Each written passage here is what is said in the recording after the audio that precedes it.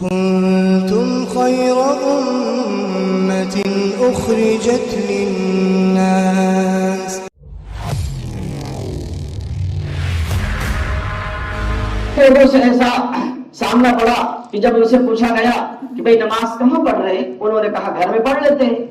پھر ان سے پوچھا گیا جماعت کے ساتھ پڑھتے ہیں یا اکیلے پڑھتے ہیں، تو انہوں نے کہا نہیں بس پڑھ لیتے ہیں، ایک کمرہ ہے، ہم 3 بھائی ہیں، ہماری والدہ ہیں، بہن ہے، ہم سب لوگ اپنی اپنی نماز پڑھ لیتے ہیں.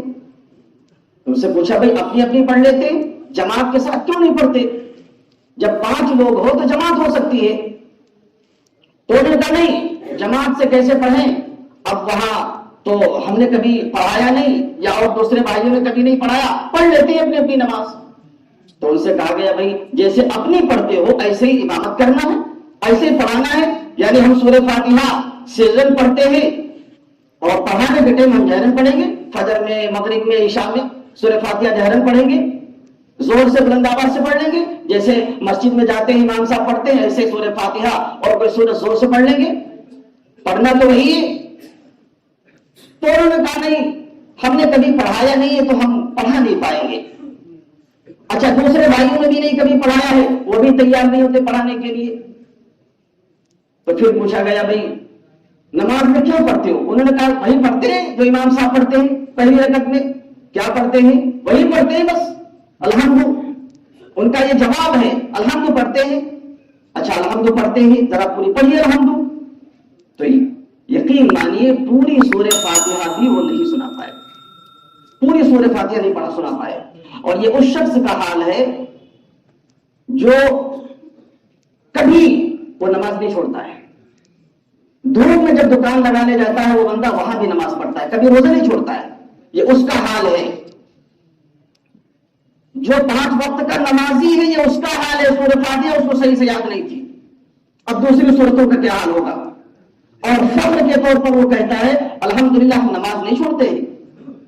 رمضان میں دھوپ میں جاتے ہیں دکان لے کر، وہاں بھی نماز پڑھنے ضرور جاتے ہیں، روزہ کبھی نہیں چھوڑتے ہیں. یہ ان کا حال ہے جو نمازی ہیں، روزے دار ہیں، دیندار کہلائے جاتے ہیں. ان کا حال ہے سورہ فاتحہ صحیح سے نہیں یاد ہے.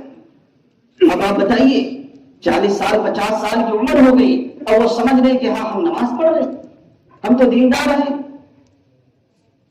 دکان میں اگر 1 مہینہ فائدہ نہ ہو، نفع نہ ہو، تو فوراً انسان بیٹھ کر سوچتا ہے کون سی کمی رہ گئی جو اس بار میں نفع نہیں ہوا. آج اس بار ایسا لگتا ہے کہ جہاں دکان ہم نے لگائی تھی وہاں نہیں لگائی اس لیے نفع نہیں ہوا، یا جو طریقہ ہم نے پچھلے مہینے میں اختیار کیا تھا وہ طریقہ نہیں اختیار کیا اسی لیے نقصان ہوا ہے. فوراً وہ طرح طرح کے آئیڈیا، طرح طرح کے طریقے وہ سوچنے لگتا ہے کہ اب یہ کرنا ہے، کل یہ کرنا ہے، پرسوں یہ کرنا ہے، کسی طریقے سے فائدہ ہو دکان کا.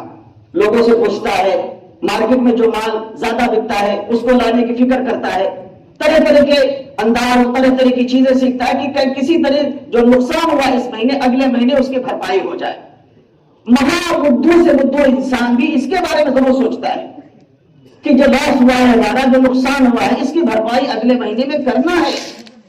لیکن ہم نے کبھی یہ نہیں سوچا کہ اتنے دن جو ہماری نمازیں یوں ہی ہوتی رہی، اتنے دن ہم نماز میں کیا پڑھتے رہے، اتنے دن ہم تسبیحات میں کیا پڑھتے رہے.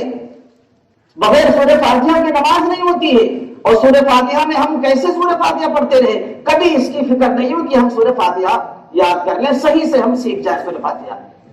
اب بتائیے جب سورہ فاتحہ صحیح سے نہیں یاد ہوگی تو کیسے ہماری نماز پوری ہوگی، کیسے ہماری نماز مکمل ادا ہوگی؟ اس کے بعد ہمیں شکایت ہوگی کہ ہم نماز تو پڑھتے ہیں، دعائیں مانگتے ہیں، لیکن دعائیں قبول نہیں ہوتی.